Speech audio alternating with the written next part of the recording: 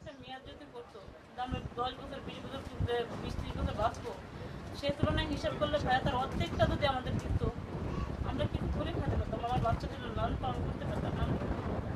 আমাদের অনেক কষ্ট হয় ভাইয়া, না পারি কোনো চাকরি করতে, না পারি কোনো চলাফেরা করতে, ঠিক আছে, অনেক কষ্ট হয় আমার বাচ্চা লেখাপড়া করানো।